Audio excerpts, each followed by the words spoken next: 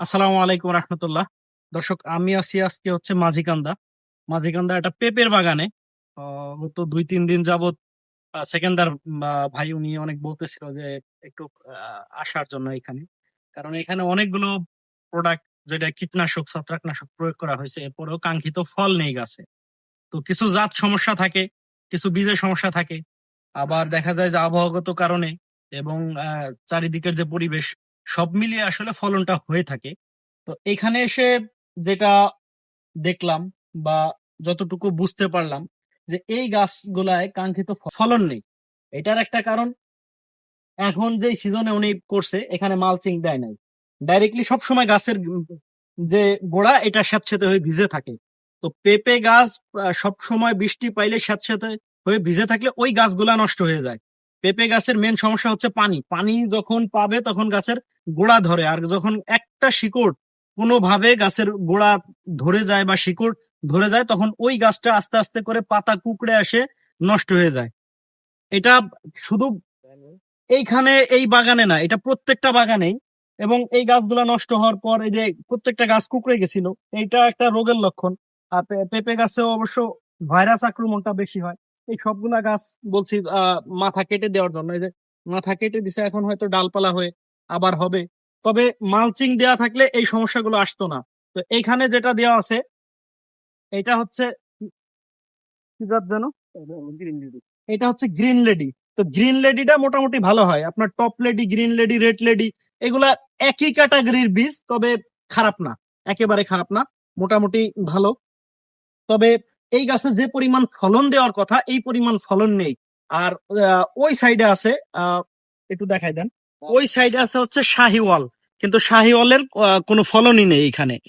তবে ওই যে একটা ফুলালা গাছ দেখতেছেন আপনারা, এই যে এই একটা ফুলালা গাছ দেখতেছেন, এই গাছটা কিন্তু রাখতে হবে, কারণ এই গাছে থেকে পরাগায়ন সৃষ্টি হয়। এই এই গাছটা থেকে হচ্ছে পরাগায়ন সৃষ্টি হয় কিভাবে?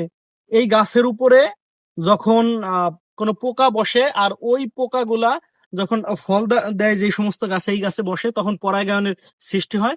ফলে দ্বিগুণ পরিমাণ হচ্ছে ফলন বৃদ্ধি হয় বা ফলন আসে। তো এখানে দেখেন চারপাশ দিয়ে হচ্ছে কলার বাগান, এবং কলার বাগানের যে অবস্থা, যে সিঁড়ি, প্রত্যেকটা কলা গাছে, এদিকে ধরেন, প্রত্যেকটা কলা গাছে হচ্ছে সিগাটোকা রোগ লেগে আছে। ওই দেখেন প্রত্যেকটা গাছে সিগাটোকা রোগ লেগে আছে। একটা গাছেরও পাতার কোনো ঠিক নেই, পাতা মরে মরে যাচ্ছে। আচ্ছা, এই গাছের যে আবহাওয়া, তার মাঝখানে হচ্ছে এই পেঁপে গাছ, এখানে কি কাঙ্ক্ষিত ফলন দেওয়া সম্ভব? এটা সম্ভব না। আসেন আপনাদেরকে আরো একটু দেখাই।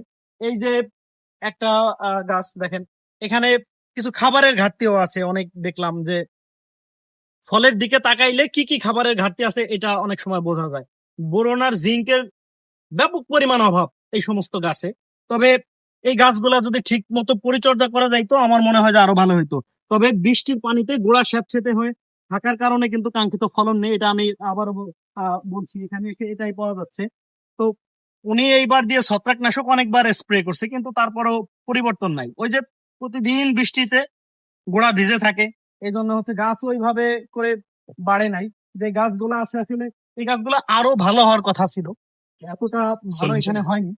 তো এখন আসলে বৃষ্টি এসে পড়ছে, না হলে দেখাইতে পারতাম। এই যে একটা গাছ, এই গাছে যে পরিমাণ ফলন হয়, এই যে গ্রিন লেডি, এই গ্রিন লেডিতে অনেক ফলন হয়, ঠিক আছে।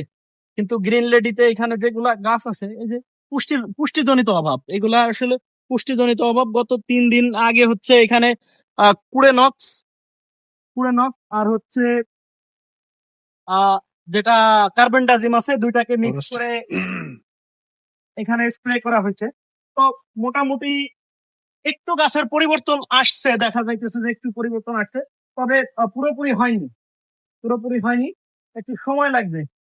আর পেঁপে বাগান যারাই করবেন বা পেঁপে বাগান যারা করেন, তারা একটু ভালো জায়গা দেখে করতে চেষ্টা করবেন। এরকম চতুর্দিক দিয়ে কলা গাছ, তার মাঝখানে হচ্ছে পেঁপে বাগান, এটা আসলে এভাবে হয় না। পরিষ্কার পরিচ্ছন্ন জায়গা এবং ভালো জায়গা দেখে করতে চেষ্টা করবেন।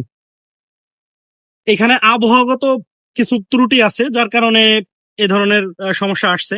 তো আমরা যারাই পেঁপে বাগান করবেন বা প্রত্যেকেই বলবো যে ভালো একটা জায়গাতে করার জন্য, যেন আহ, সবসময় রোদ থাকে, এবং আশপাশে রোগাক্রান্ত কোনো গাছ না থাকে তাহলে ঠিক আছে। তো ধন্যবাদ সবাইকে।